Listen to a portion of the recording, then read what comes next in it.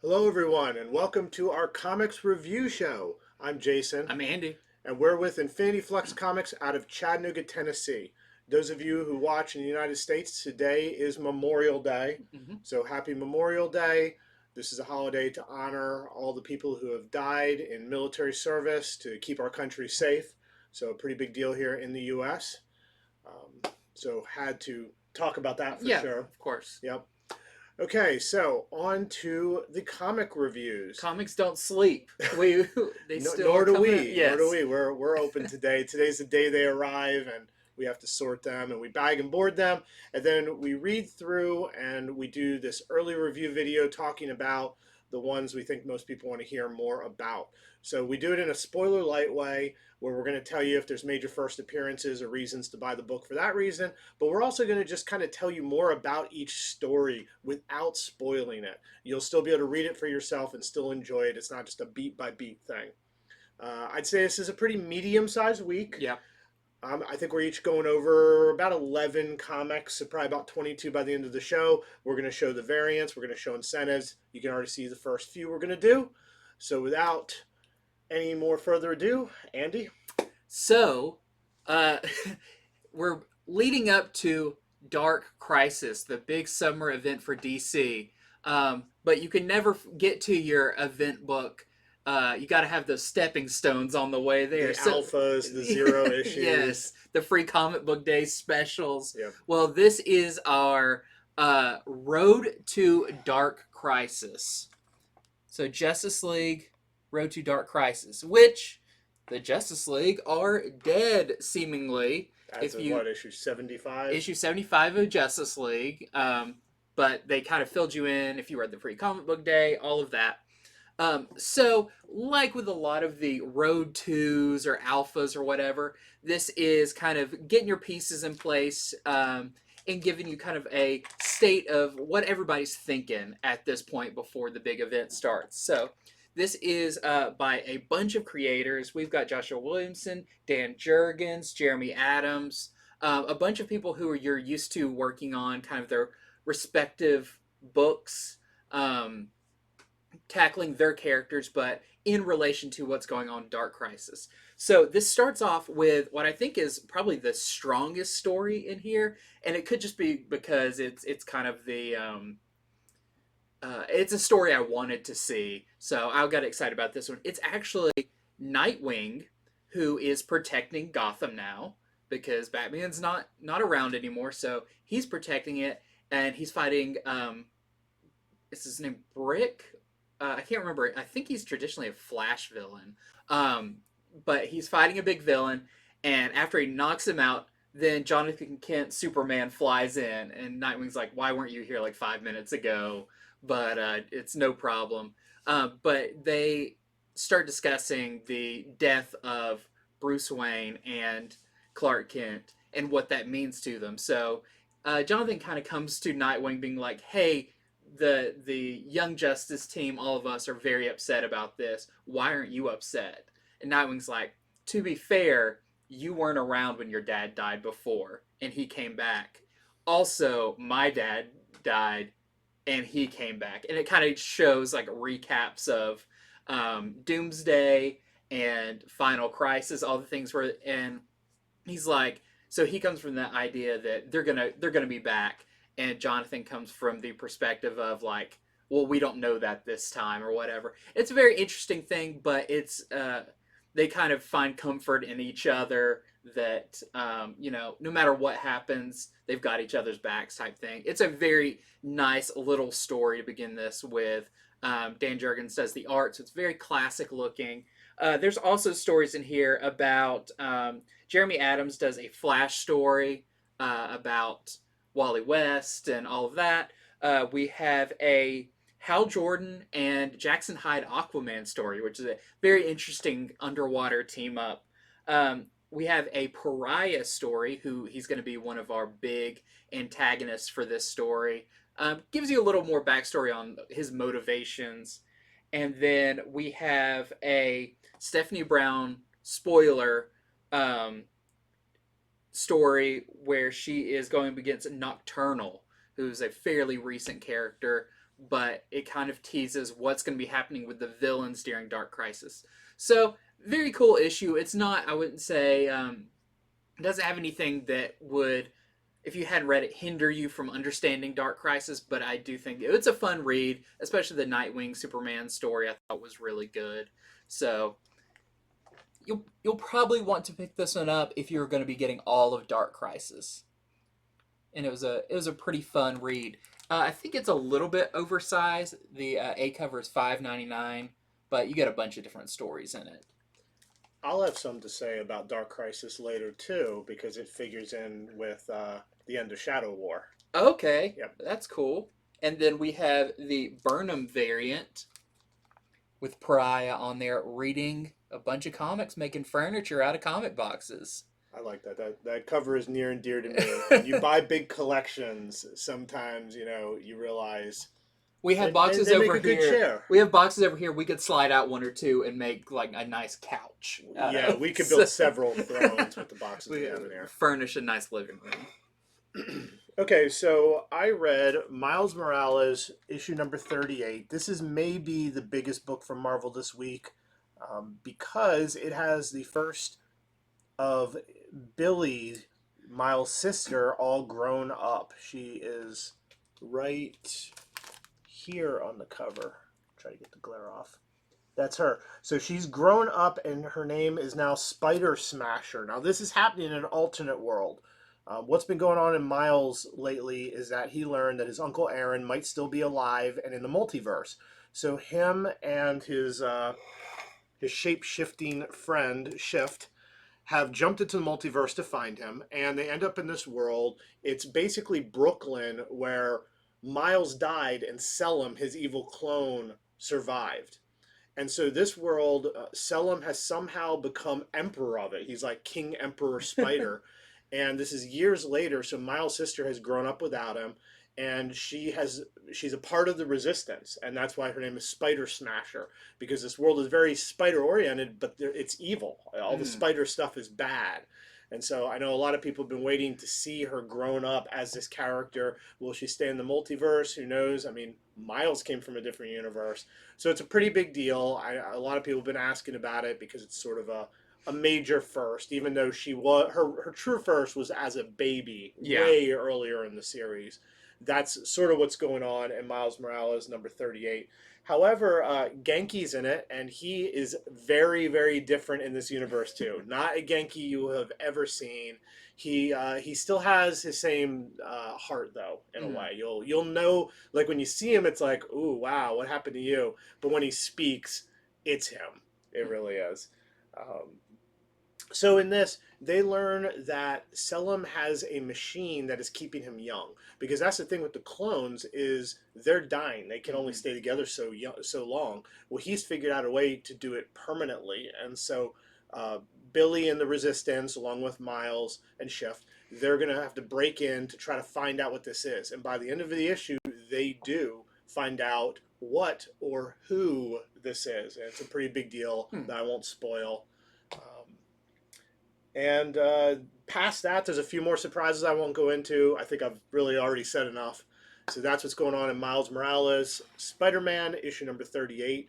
We have several variants and incentives to show you on this. Here is the Jem Bartel variant with Billy, all grown up, ready to smash some spiders. In this issue, they don't really show exactly what her power set is. If she has, like, armor, guns, weapons. They haven't revealed that. It might be next issue. She's in it, but just like you don't get to see like big battles with her yet.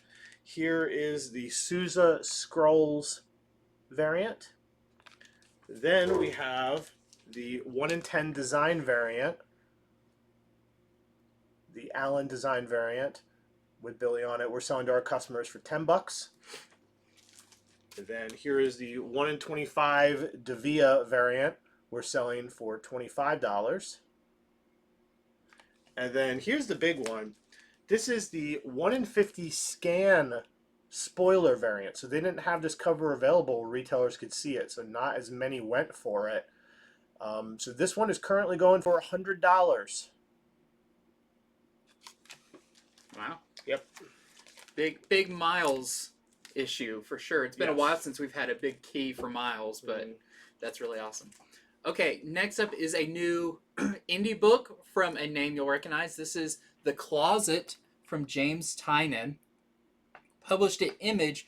I believe this is in kind of collaboration with his Substack or whatever it is. He also has his Tiny Onion. Yeah, it's got a his website. Tiny Onion logo on the inside. So definitely it's his, 100% his.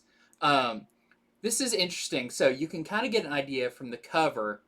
This explores the monster in the closet story, but with a Tynion spin on it. So it begins with a guy named Tom. He's at a bar and talking to the bartender and kind of telling his life story to the bartender, who it seems like he knows. But Tom is moving with his family, and while moving, it's kind of dredged up some old memories. He's found some boxes in the corners of the house and everything of previous girlfriends' items and just a life he used to have. He's kind of being nostalgic, but being kind of sad, seeing younger kids around and kind of remembering how he was, but now he's moved on with his life. So, like a lot of Tynion books, there's a deep emotional part to the story as well. But Tom and his wife, like I said, are moving. They have a son named Jamie, who, moving is hard, so the parents are bickering back and forth. But all the while, Jamie swears that there is a monster living in his closet that comes out at night. And the parents are kind of like, oh, whatever, And his dad even tells him, we're about to move. You're never going to have to see that closet again. But, maybe the monster in the closet is going to come with them. So this is, I would say, out of all of Tynion's books, closest to the tone and the feel of Something is Killing the Children. Even if you went back and read the book The Woods that he did, it's closer to that than, say, Nice House on the Lake or his Batman, of course, or anything like that. But this is definitely less violent than Something is Killing the Children, way more personal of a story. But if you kind of take Erica Slaughter out of Something's Killing the Children and you just focus on kind of the regular human characters, it kind of has more of that feel. It's a very interesting issue. I believe it's only going to be 3 issues long, which we'll see how they can kind of do this story, which feels like it could go places just in 3 issues. It almost strikes me now as like if Monsters, Inc. was a horror movie. From the human's perspective and everything, but you'll have to read it, make up your mind. But if you're a Tynion fan, this is Tynion through and through. His writing, his dialogue, the tone, the characters, everything feels very, very similar. So you said the little boy's name is Jamie? Yep. And it's written by James Tynion? Yep. So, okay. He likes to kind of work in his self into his stuff, which is good because it comes from a very honest place of how his characters act. You can imagine he's kind of pulling out his own feelings about things, which works really well in writing. Then we have the Oming variant. This is the 1 in 25 variant that we are selling to our customers for $25. Michael Avon Oming, very creepy. You can kind of get an idea of what the creature in the closet looks like. Not necessarily something I would want to see coming out of my closet, that's for sure. Okay, so I read Shadow War Omega. That's right. Shadow War is over. This issue is sort of the last bit of it. So let's check out the cover. We have Deathstroke's head. I don't see a body attached to that. With a dagger in it. There's also a bullet wound. A little hard to see, but it's it doesn't look too good for Deathstroke on this cover. So in the last part of Shadow War, it was revealed who the Deathstroke imposter was, who the one was who killed Ra's al Ghul, who started this whole war between Talia and Deathstroke. and it was surprising. I don't know if I've met one person who could have guessed who that character is, You because could it's an meet. old, That's what to say. You meet very few that could even tell you anything about that character. Yes, yes. So I gave the hint that it was a former member of the Justice League of America, because he was. But then again, that wasn't much of a hint. There's been a lot of Justice League members, and this is not one of the ones that you would guess if you had 20 guesses. Including Lex Luthor, and you could go anywhere with this. There you go. Still, he is an interesting character, and he does have legitimate beef with them, and this issue is all about that. What was this character's motivation for starting this war? This issue is all about motivation for revenge, followed by an action-packed ending. How will they stop this character who is more powerful than any one of them? Like, this character is definitely more powerful than any of the people he's going up against. And so it's up to Batman, Damian, Ghostmaker to try to take this person down, is generally what happens. You know, who will be left alive, and how does all this work into Dark Crisis? Because there is an epilogue that does show you a bit of who might be a pretty big thorn in everybody's side in Dark Crisis. Okay. Who's going to be a villain and why? Why they're about to have the biggest chip on their shoulder of anyone in the DC universe. So that's a really cool ending to it, which, you know, Joshua Williamson's writing this. He's the one who's headlining Dark Crisis as well. So it kind of makes sense. It's all going to kind of come together in that way. This also has the art by Steven Segovia. So let's show variants. We have this Mikel Janin variant. And then we have the James Stocco 1 in 25 variant we're selling to our customers for $25. So overall, have you enjoyed Shadow War? I did. I thoroughly enjoyed it. And, you know, my prediction was no one was going to die or stay dead. And it doesn't look like that's true. And I'm glad. I don't want to predict comics and have them all go that way. I'm not saying it's not earth-shattering, which is fine. I'd rather, you know, things happen that I just think are cool. Not everything has to be a crisis event. Yeah. But I'd say my favorite parts were Batman and Damian back together. And this Omega has a lot of that too. A lot of cool things got addressed with them. It looks like a real new dynamic is beginning with them, and actually is going to continue into the next issue of Robin. That's hinted at as well. Like, they're not just spinning away from each other as quick as they came back together. That's nice. Okay, so next up for me is Star Wars Darth Vader. This is Darth Vader issue number 23. So, a lot of Star Wars news this week if you follow Star Wars Celebration, all of that. Very cool. So, if you're jonesing for more Star Wars, this is a good week for it. There's 2 separate Star Wars books out. But I would say the main one, the most stuff in it, is Darth Vader number 23. So, this has already just been a great book. Really enjoyed this. And the cliffhanger of the last issue where Sabe, Padme's former handmaiden, who's now kind of working with Darth Vader, told Vader she knows that he's actually formerly Anakin, which is not a very well-known thing in the galaxy. We'll have to see in Obi-Wan how that's addressed. But, you know, that's going to shake Vader quite a bit. But that's not the only thing that's going to shake him. So, this is the starting of a new, I'm going to guess, a 2-issue story, just from the way it feels, where Sabe basically says, I want to carry out Padme's last words, where she said there's still good in him. She's like, I'm going to prove that there's still good in you. So if you do this mission with me, I'll help you out, but you know, I'm also going to be trying to prove that you're still good somewhere in there.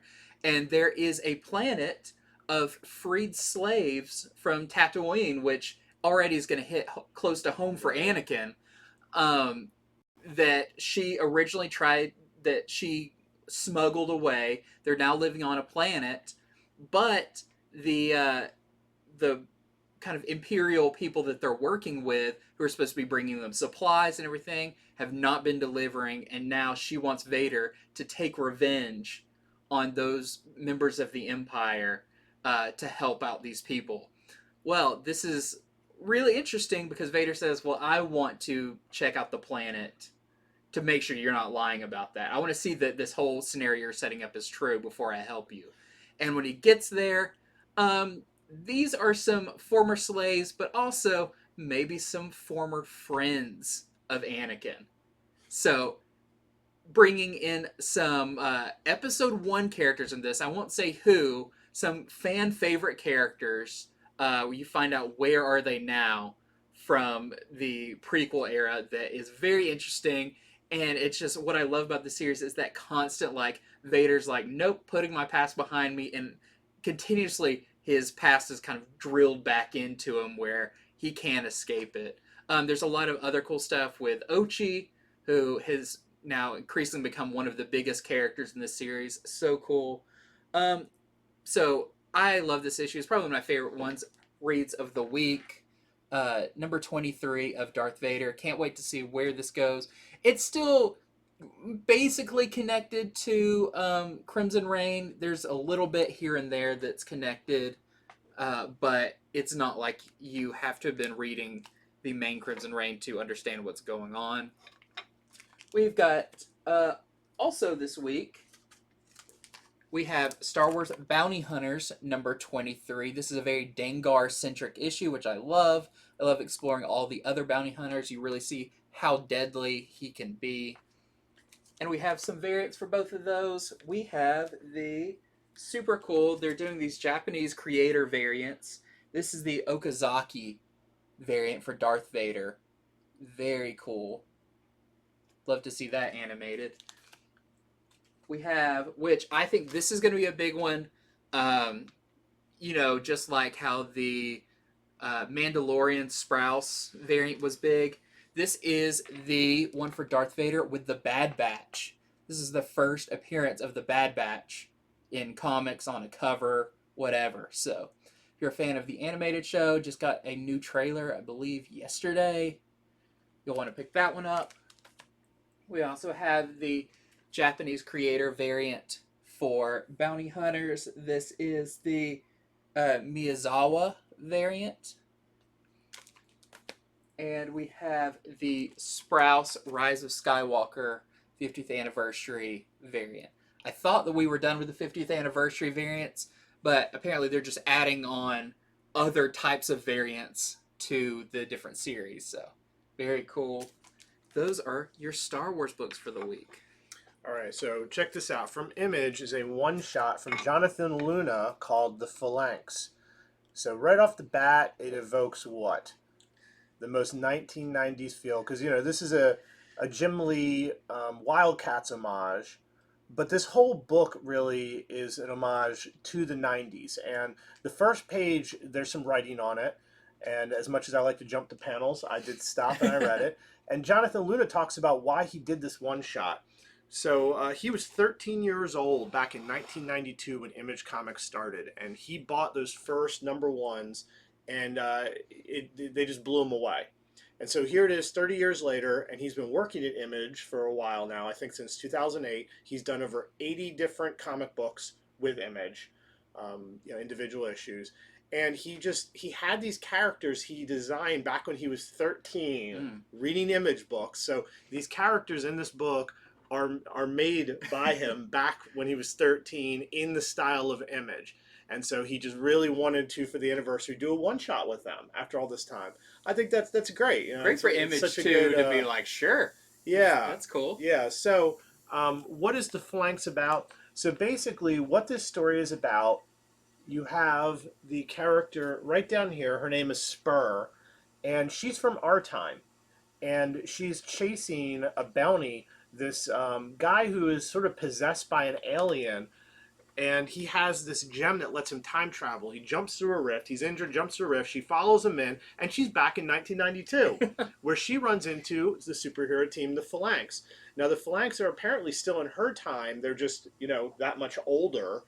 but they're considered to be one of the greatest heroes of all time. Well, so she has to um, bridge forces with them to try to defeat this evil alien while not disrupting too much of the time stream, not revealing too much, Mm. because she knows some critical things that happened to them in all these years. So, who are the Phalanx? You have the leader, who is the Colonel. Then you have this is Loch Ness. She's like a Hulk character. You have Valkyria, and then over here you have Scion. And for one issue, it's just a fun, cool read. Honestly, it's just a good little one and done. I think reading the thing at the beginning of how he came up with it really made it better for me. Yeah, set you I up for the because you would read and be the like, spirit of it. yeah, this seems weird in '90s. Yeah, And will this be back? I don't know. I doubt it, honestly. But it is all first appearances. These characters haven't been anything else. I would like to warn, though, that it has some unexpected nudity. The the best kind. Loch Unexpected. Ness, the sort of female Hulk character, when she hulks out, her clothes cannot hulk out with her. Sounds like something a 13-year-old would come up with. Correct. Yeah, it's done very matter of factly. It's not done at all in like an alluring way. But I thought I would warn everybody about this. It does have some nudity to it, so watch out for that. We have just one variant. It's a 1 in 10 variant, though. It's also done by Jonathan Luna with the character Spur, the main character we follow. So we're selling this for $20 to our customers while supplies last. Oh, and the very back of the comic has listed every booklet image that Jonathan Luna's done. Wow. Yeah, it's really nice. It's not just a boring list that has like a few of the covers, because he does multiples, so it'll show the cover of the number one, then list all the ones in it. That's really cool. Yeah. Okay, next up, I have a annual. This is the Action Comics 2022 annual. Got that awesome Francavilla cover there. And I remember on our Comics from the Future show talking about this one, where this is kind of paralleling Superman and Mongol's upbringings and how they're not really similar at all, but kind of what made them what they are. And I have to say, this is a great annual. There is maybe one page of Superman in this, but it's okay because it starts with Clark as a kid doing the thing. We've heard the story before of the times where he wants to use his powers, whether he's playing sports or whatever, and his parents kind of have to tell him like, you can't do that, for your own safety. You can't. In this situation, playing soccer, and he blows the ball out of the way with his super breath, and none of the other kids can see. And his parents tell him, you can't do stuff like that. And he doesn't understand why that, why can't I? You're always telling me to be me and all this stuff. But on the other hand, you have Mongol, who's growing up on World, where his mom is basically just being like, do whatever you can to survive. He gets some food and his mom takes it and she's like, because I'm stronger than you, I can take this. But as we see the Mongol one, how he's very brought up being, fend for yourself, step on the weaker. We see in Clark's where there's a bully who actually kicks a soccer ball and hits Clark's mom in the head. And it knocks off a wig, and you realize that she's going through cancer treatment. And this whole thing of like, it's not just, picking on Clark. He could handle that, but you're messing with his family.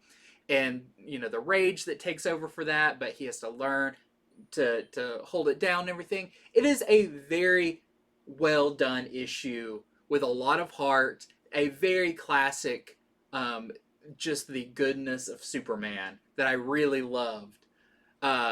You'll have to read it to see how it ends, but just know that you see why Superman is the way he is, and Mongol is just kind of a terrible person when he gets older, but there's a reason why they are who they are. So, great issue, great annual. Even if you're not reading the current action, but you're familiar with the character of Mongol, then this is a perfect read. We have a very cool variant for it too. This is a Steve Rude variant. Classic comic artist of that Superman Hulk crossover. Very cool. Okay, so I read Black Panther issue number 6. So what do we have on the cover here? We have Wakandan Special Forces, and they're chasing someone. You see him in the distance? That is T'Challa. He's being chased by the Special Forces units because of what went down in last issue. So the first thing I'm going to announce, because I know everybody's been waiting for more Tozen, is Tozen is not in this issue. So just get that right out of the way. I don't know why he's not in it yet. I don't know why they introduced him and didn't, he was barely in the other issue and he's still not in this one. The story to Black Panther has been great. I've really enjoyed this whole plot line so far with him and the sleeper agents and all, but I just want to get that out of the way. There's no Tozen in this issue. He is absent from it again. However, what is going on is last issue, Black Panther, he actually gave up the mantle and returned his suit because they're launching an investigation into certain things, into killings that could possibly link him. Well, he gets sprung from prison by Shuri. This was last issue. And he's trying to escape, and a lot of this issue is the Wakandan Special Forces trying to hunt him down. I mean, they're right on his heels, and T'Challa he's got no armor, he's got no powers. What he has is lots of experience and a good mind for strategy and fighting. But, I mean, they have lots of guns and lots of people. So it's not easy on him. It's very tough. In fact, there is a guest appearance from Storm in this issue, and that might sound helpful to him, but she is angry. She has learned, we learned this a few issues ago, that when he visited her in Iraq, he came under false pretenses. He lied. He had a sleeper agent there. They get into everything from their annulled marriage that he annulled all the way into the fact that the Wakandans under him don't like Krakoa, that they do not have a good relationship anymore. So it's pretty rocky. So it's not just, she's not just there to bail him out. It's not that simple. Of course, he has other friends. Shuri has tricks up her sleeve all the time, but I'll tell you, the trick she uses in this, he's really angry about this trick. You'll have to read it to see what happens. So a lot going on in this issue. He's got that Peter Parker look. I'll tell you, I never realized until this series, and maybe this is kind of being written into them now, how distrustful a lot of the Wakandans are, and how they will they'll do a lot of underhanded things in the name of doing good. Yeah. And it's understandable, but a lot of secrets are coming out now. A lot of things are coming to a head. So that's what's going on in Black Panther number 6, which of course is written by John Ridley with art by Stefano Landini. We have this Randolph Scroll variant. And we have this Ruin variant for Asian American Pacific Islander Month. And then we have the 1 in 25 Kokolo variant we're selling to our customers for $35. Out of the Marvel hero universe, Storm would be one of the worst people to have going against you. I mean, she could literally make you walk around with a rain cloud over your head. I was going to ask what you'd be afraid she'd do. Electrocute you. Yep. That's what I'd be afraid of, her just zapping my butt. Zapping you, you're walking and she just blows you away. I mean... Omega level controlling the weather. Just you don't want that. With her Multiple hyper-focused powers. on you would be the worst. Okay, next up, it's funny, like you always say, we don't time it what we're going to talk about, but I am also going to talk about Black Panther.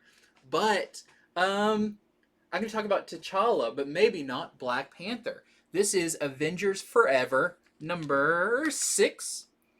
And so we all saw this cover a few weeks ago when it was the solicitation for the Vibranium Man. So this is, part of Avengers Forever is kind of a through story about Ghost Rider and Deathlock and what's going on in the multiverse. But occasionally they've done these issues that are kind of, they would almost make you think of like a what if issue. And this is definitely like that. So we start in this kind of other universe where Killmonger has gotten the destroyer armor from Thor. So he is super strong and he is destroying Wakanda. Well, the king and queen of Wakanda put their baby T'Challa in a spaceship and rocket him off to a safer planet, very much like Superman. But what's interesting about this is the ship they put him in is made of vibranium. And as T'Challa grows up, he actually grows up on Chandelar. I always want to say Chandelier. Uh, Classic, the homeworld of the Shi'ar Empire. He uses his rocket to build a superhero suit, but I'm not going to spoil the names or anything like that. It is not the Vibranium Man that he builds. This is, we see the kind of entire career of T'Challa in space and what he becomes. So he goes through different iterations that are very reminiscent of other superheroes. One of them is Vibranium Man, which is very close to Iron Man. But he goes from the streets to space to even bigger things. And this does work into the main Avengers Forever story. We are going to see him again, probably next issue.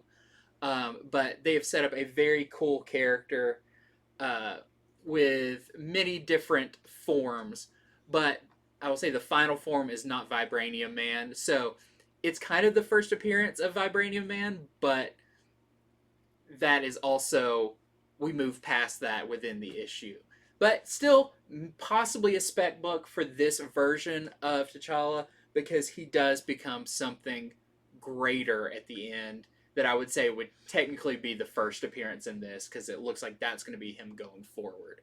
So that is Avengers Forever number 6. Very good issue, though. Very entertaining. Very weird, but kind of like how all What If books are. They go pretty fast. You see some familiar faces. We also have the Skrull variant by Phil Noto. Okay, so I read Batman Annual 2022. So let's check out the cover. We got Batman on there with Ghostmaker and Clown Hunter.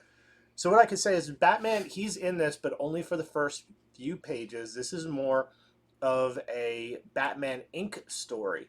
But before that, I will announce that there is a first appearance of a character in this. His name is Grey Wolf.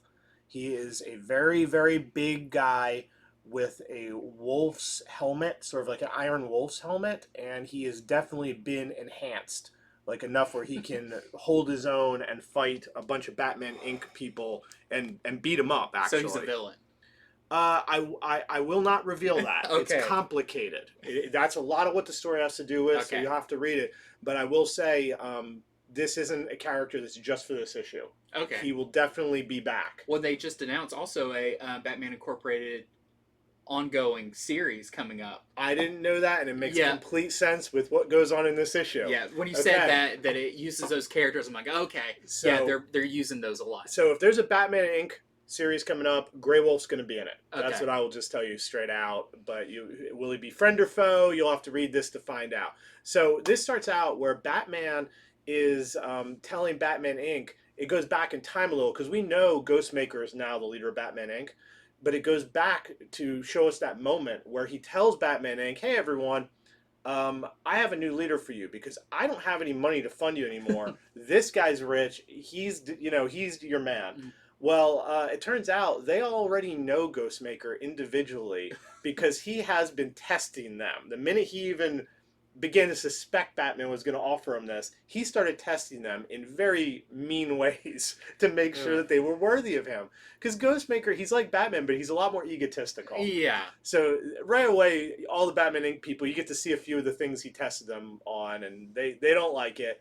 But, what are you going to do? Say no to Batman? Yeah. So this issue is cool because Ghostmaker, he divides up the team. He's already designed how he's going to run Batman Inc. There's going to be the local heroes who go back to their home. That's sort of like the lower leagues, and they just have to keep their home clean, and he'll watch over and see if they're good. Then there's the ones who make the international team, and that's the big leagues team. So right away he divides up Batman Inc. You get to see who he chooses, who he doesn't. There's a lot of argument about this. People are not happy with his leadership choices. Then he takes the international team on their first mission, and he tells them, "Look, based on how you do, I could kick you off the team." So it's very much a new team, new mission, new leader. Clown Hunter is there.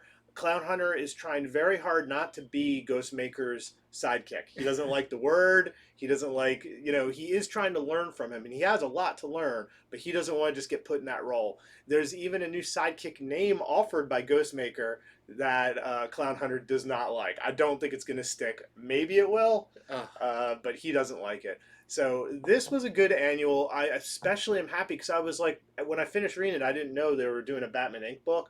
When I finished reading it, I was like, this is great. They've really set up this cool team and this good situation. I was just sad there wasn't going to be more, but now there is. Yeah, they announced, I forgot the creative team behind it, but it's coming. I don't remember if it's ongoing or a miniseries or what, but it was just announced maybe yesterday. There's some articles about it today, so. Yeah, I read comic news, but there's so much of it, like you'll And read it gets something buried really fast. You read that, and I'll read something, vice versa. So this was by Ed Bryson with art by John Timms. I believe that is also the creative team for I was kind of hoping. I think there's one other writer on it as well. This whole thing felt very much like it was going a backdoor pilot places. Yeah. Okay, so we have the variant. This is the variant by Burnham and Fairbarn, which is cool because Chris Burnham was one of the artists on the original Batman Inc. book. So I like when they do that. They bring in, like, hey, you worked on these. Why don't you do that again? Okay, next up I have, let's see, what is my next one? Ghost Rider. This is Ghost Rider number 3. I keep thinking we're further than 3, but this book is taking its time coming out. But I was very excited about this issue. I like that cover. When we talked about it. Twisted metal feel to it. Yes. So this is really cool. The way this Ghost Rider series is set up is very interesting and very different. So issue 1 had Johnny Blaze in this, kind of idyllic town and everything, only to come to find out it was actually all demons there, and they're kind of holding him down, keeping him in this place. He broke out, and now he is kind of on a road trip to discover what happened, who he is, all that kind of stuff.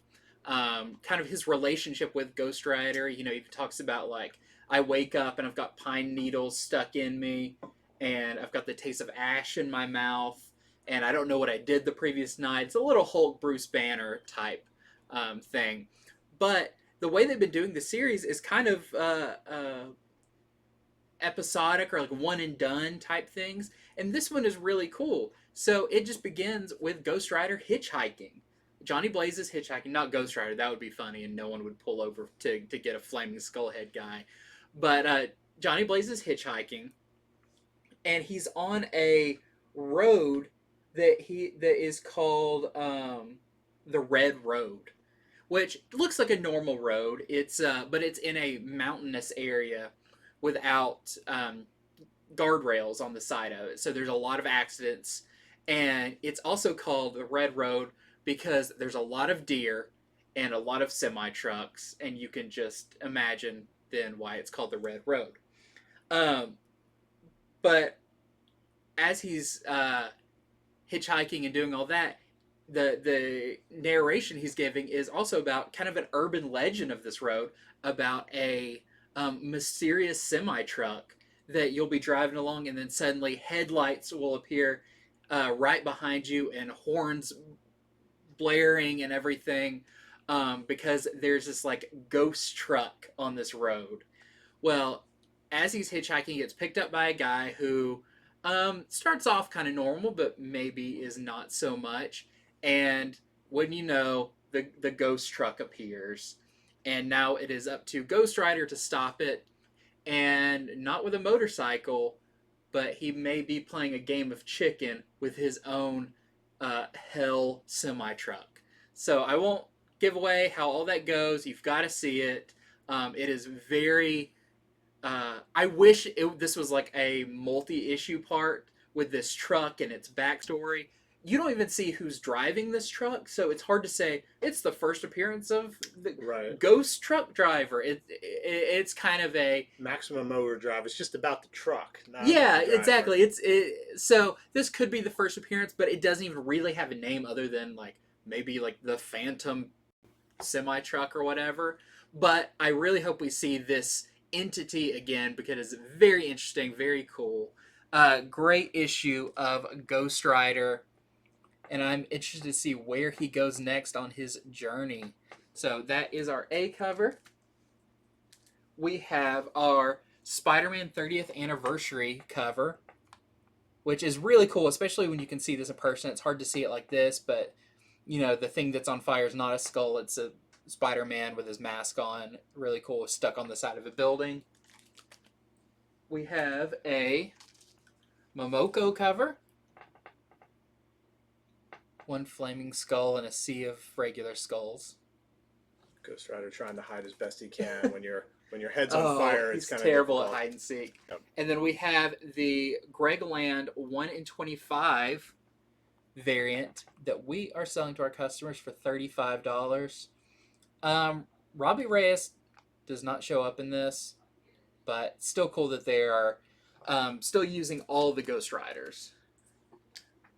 All right, so I read Strange #3. So let's check out the cover. We have Clea on the cover. She's looking kind of undead herself with a bunch of monsters behind her. Now, I can't say this happens in the book, but she does go over some fears that she has because we do know that she's trying to bring Stephen Strange back to life. And so far, all she managed to do was bring Thunderstrike back to life as sort of an undead character. Mm-hmm. But I will say nothing like this happens in this issue. So I think this is more representative of she's afraid of things to come if she keeps poking around trying to bring people back to life. Now, what this does have, it does have a first appearance of a new villain. His name is Director None. And he is the head of the Blasphemy Cartel. So the Blasphemy Cartel, they were in the first issue. They seemed like sort of low-level thugs, magic thugs. They were like shaking down people at this magical bazaar. She kind of beat them down, said, hey, I'm Sorcerer Supreme. No more legal stuff here. Well, she got a shock last issue because it turns out they ignored her and they went back to that magical bazaar and they pretty much massacred everyone. This happened last issue, so she was mad. So this issue is her trying to figure out who this blasphemy cartel is. And Clea is not like Doctor Strange. She's a lot meaner. Mm-hmm. She just blasts in. She's super powerful. She's she's just meaner. And so this issue is her trying to find out where the Blasphemy Cartel is. And now, how can they hope to take on a Sorcerer Supreme? What I'll say is they know who they're going up against, meaning, they don't underestimate her. Mm-hmm. They do have tricks up their sleeves. And so they're a bit more formidable than I expected. You'll have to see what happens in this issue. And she doesn't actually make it to Director None. We meet Director None. I don't know who he is yet. I don't know how powerful he is yet, but he is definitely smart if he's keeping up with Clea. So that's a lot of what goes on in this. And then there's an ending where she does find out some about the Blasphemy Cartel. She finds something that it's sort of like something she's not good at dealing with. Mm-hmm. It's something that I think anyone who practices sorcery all the time is probably a bit of a Luddite in other ways. And she finds something that just confounds her. You'll have to see what that is. So that's what's going on in Strange #3. We have some variants. We have the Momoko variant. And we have the Romero Scroll variant. And you talking about Strange reminded me real fast in Ghost Rider. I was so into the truck part of it, I forgot to mention there is a new group. I couldn't find anything about them if they've appeared anywhere else. They are called the Council of Night Magicians. and it looks like they're going to maybe be one of the other than like the paranormal investigators that are hunting down Ghost Rider, seem to be what also might be a big villain team to go up against him. And so they are not all named. Their leader is his name. They call him Alabaster, and the other members, very creepy. One of them looks like he is made of earthworms. They all come up from the ground and form this person. He almost looks like a swamp thing made out of worms. There's some other kind of dark magician looking characters, but possible first appearance of this first group appearance. Yes, and their leader Alabaster, who also I could not find any information on, so possible first appearance there. So wanted to let you know about that. But also going to talk about real quick, Scorched #6, Spawn the Scorched #6, whatever you want to call it. Just real fast, another great issue of this. Still $2.99, and this is a awesome story which heavily features one of my favorite Spawn universe characters, Haunt. It's a big fight between Haunt and a character called the Soul Devourer, which I'm not sure if we've seen like a full body version of before this. But in this issue, there's kind of a full page spread of them walking out of rubble. Very cool looking, almost look like an X-Men villain, almost like a, I don't know, like a weird Sentinel Onslaught type character. But very cool. We've got the black blank sketch cover, and a big one. This is the McFarlane homage cover for your X-Men #1 homage set. This time homaging the Magneto cover. Yep. Very cool. So add that one to it. I'm not sure if this is the last. This might be the last one.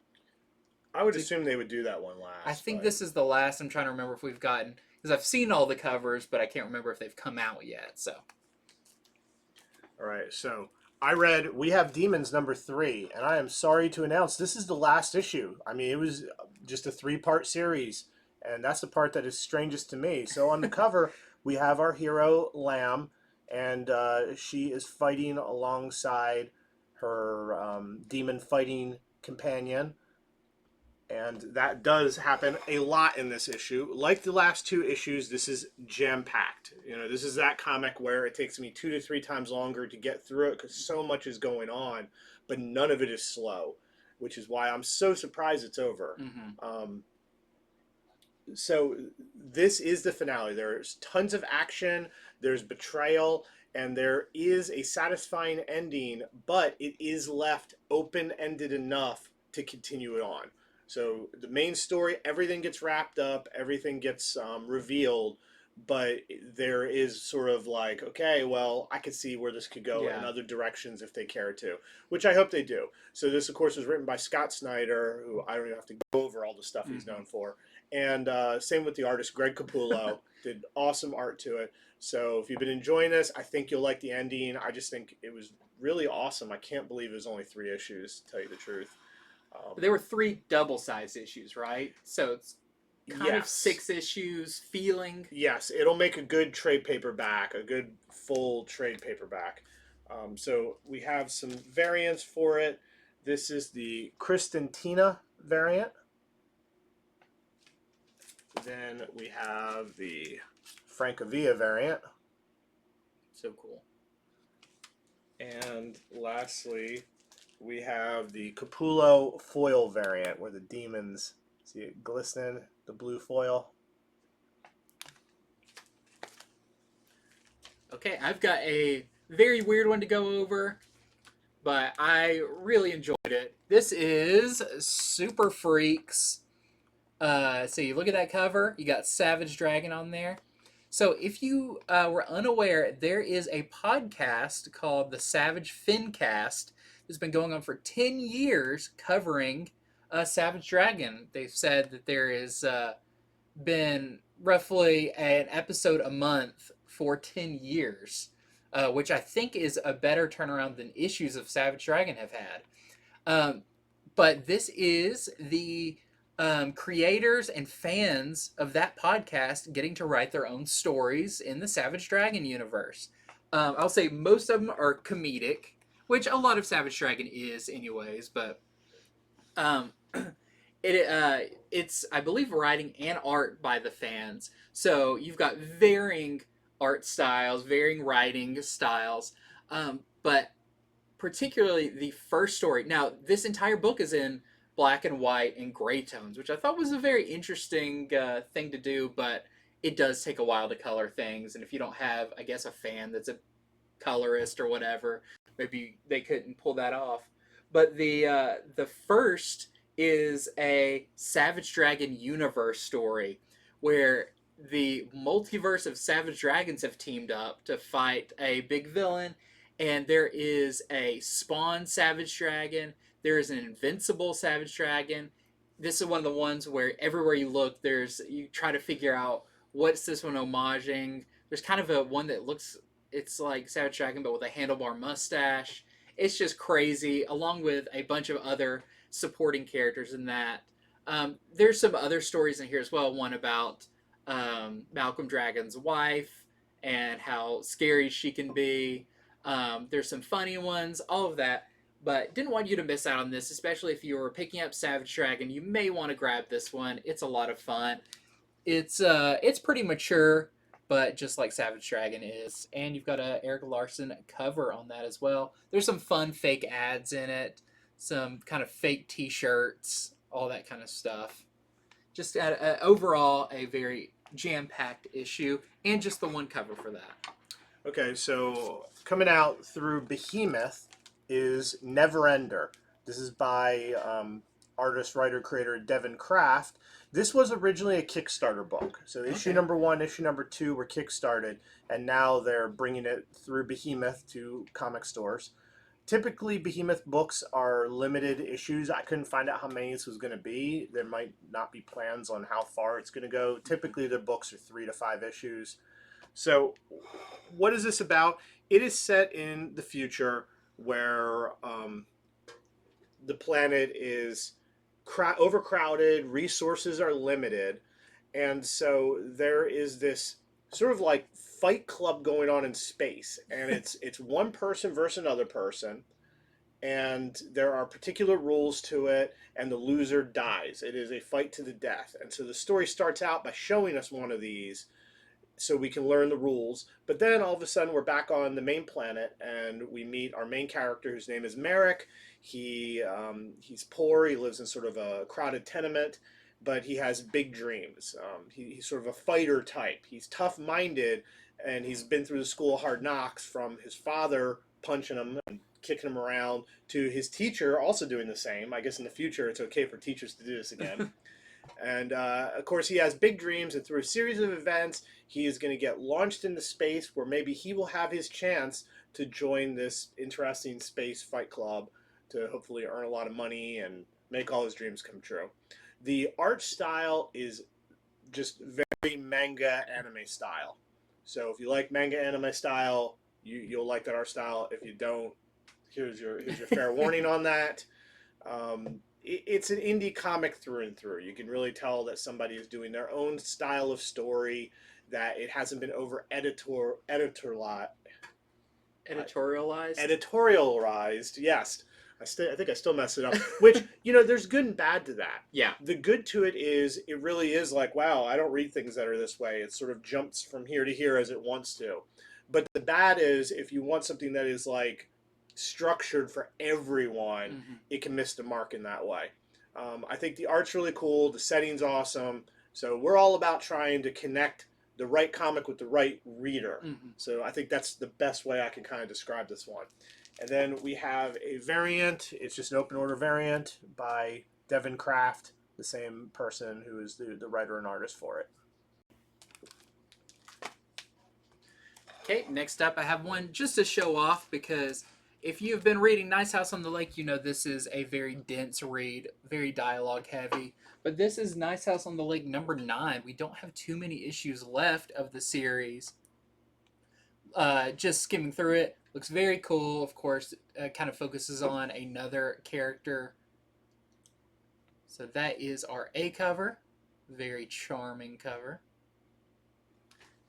And then we have a very cool Kelly Jones variant. He just has such a particular horror style that's so cool.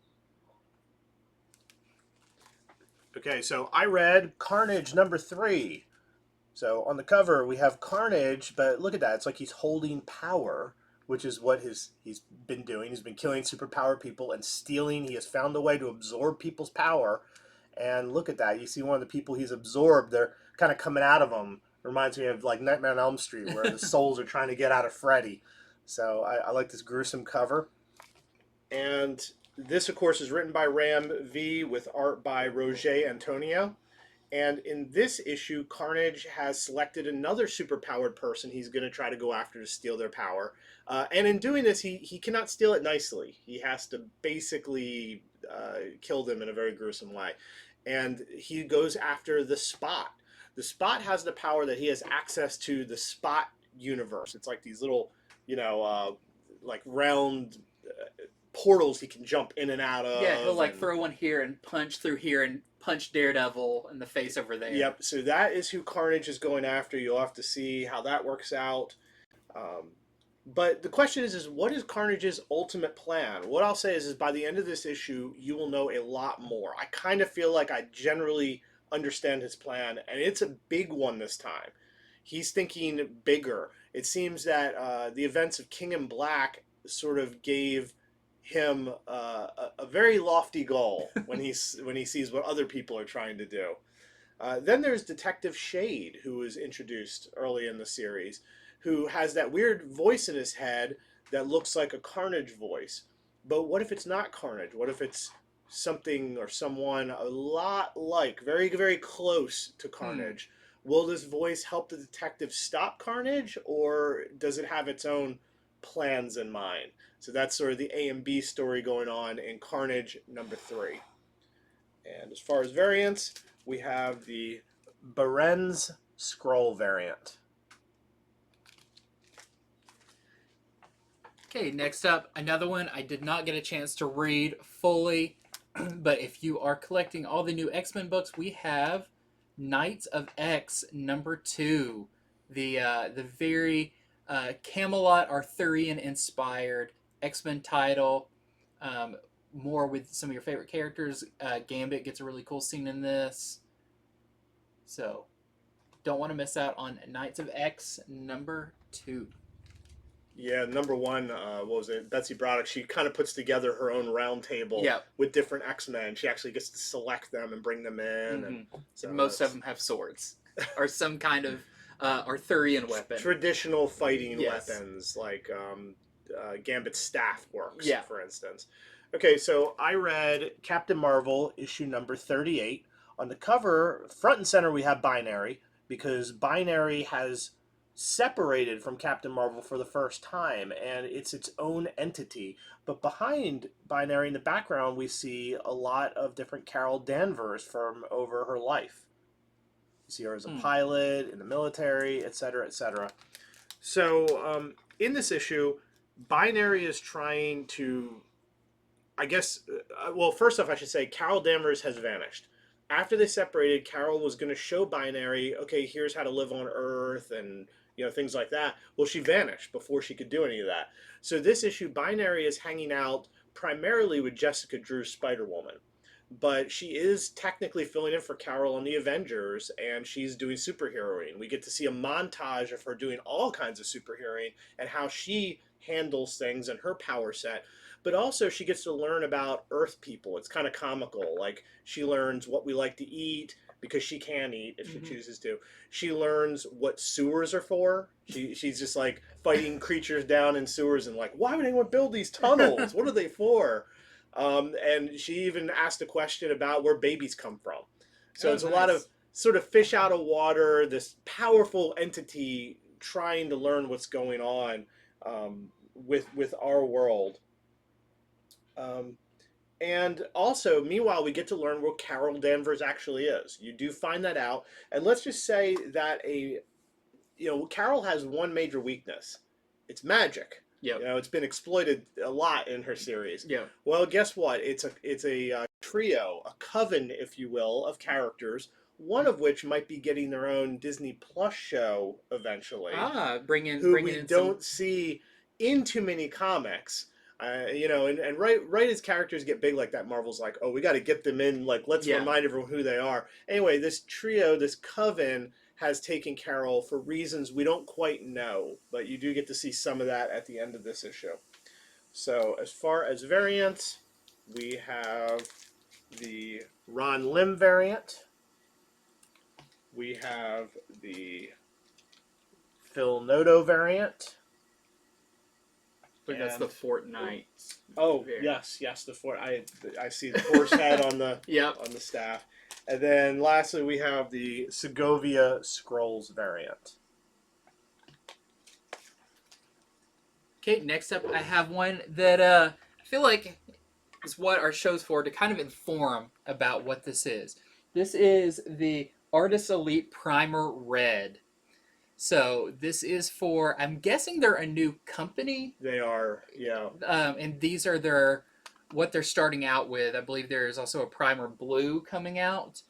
And this is, I like this because it's very reminiscent of an old like Marvel's Who's Who type thing. But these are for new characters created by some really big names in comics. So you've got Alan Quab, Ben Templesmith, Brett Booth, Ryan Kincaid, Paolo Pentanilla, Sarah Suong. You've got a lot of big names, and they're each doing like their own new original character. Now, this isn't a traditional comic. This is kind of a behind the scenes telling you about the characters. So you've got a little bit from the writer. You've got the behind the scenes kind of creation of the character. In some cases, you do have like a page of comic. I know the Brett Booth one does have that. Just a lot of kind of introduction to what you will be getting later. But I think this is a super cool thing. I'm very excited. I like that, you know, whenever a new superhero universe comes up, and especially when it's involves some big names, it got some credibility. You know that they're kind of a passion project for them. So this is super cool. But you know, a lot of times these things are either free giveaways or whatever. This one is not. It is $4.99, but it is very nice. Let's see. Like if you open it up, it's got. Let's see. You know, you've got a description over here. You got some pencils. You got like a finish page. It's a nice little special thing. So I think it's really cool. There's going to be a red. I think there's a blue. I'm not sure if there's a third one, but I'm very excited to see what's coming from this company. All right, so I read Deadpool Bad Blood #2. I feel like I read that #1 a while back. Yeah. Like this one I think got delayed a little bit. So on the cover we got Deadpool, we have Cable, Shatterstar, and then the new character Thumper. He's down there in the corner. He is the character that just keeps showing up and beating the crap out of Deadpool, and Deadpool doesn't know why. That's sort of the thrust of the story, is Deadpool's trying to figure out why this character keeps just popping up, beating him until he's as dead as Deadpool can be, and then leaving, and then it just happens every few months. So in this, Deadpool was telling Domino about the whole situation, and it starts out, he tells her a flashback of when he had to fight X-Force. So it's pretty cool. You know, Liefeld got a Deadpool versus X-Force story in this. Which, by the way, the story and art is done by Rob Liefeld. The scripts are done by Chris Sims and Chad Bowers. So, anyhow, we get to see this flashback of Deadpool versus X-Force, which of course ends up with Thumper there. Mm-hmm. And that's where Domino comes up with an idea of maybe here's what Thumper is. She gives Deadpool a good suggestion. But it's not her, it's actually another Liefeld character. I won't say who. It's not a first or anything, but another Liefeld character makes a surprise appearance, tells Deadpool, here's really what's going on, kind of does the reveal on who Thumper is, and says, you got to help me stop this thing. And they hatch a scheme to stop Thumper. Well, it does not go to plan at all. That's the best I can tell you. So that's generally what's going on in Deadpool Bad Blood #2, and there is no variant to this. It's just the one cover. And my final one, wanted to show it off. We have a new facsimile from Marvel. It is for Moon Knight #1. So if you don't want to pay the crazy amounts of money for the first original Moon Knight #1, but you still want to see how it was originally presented with all the ads and everything, you'll want to check this one out. This is kind of when they first started to introduce the multiple personalities too. You actually see them represented on the bottom. So if you watch the show and you want to know a little bit more about his backstory, check out the facsimile edition. All right, well, awesome. That is our show for this week. I hope we have done our job and we have told you a little bit more about these books than you would have known otherwise, and that you're ready to go into your comic store and decide which ones are for you. Mm-hmm. So that's what we aim to do every single week. So if you're watching us on YouTube, please hit subscribe. We appreciate that. We're trying to get up to that 1,700 subscriber mark. I'm just so happy we ever got over 1,000. Yep. So thank all of you for that. Let's see where the ceiling is one day. No ceiling. Yeah. Sky's the limit. We will be back on Friday with comics from the future. So we will see you then.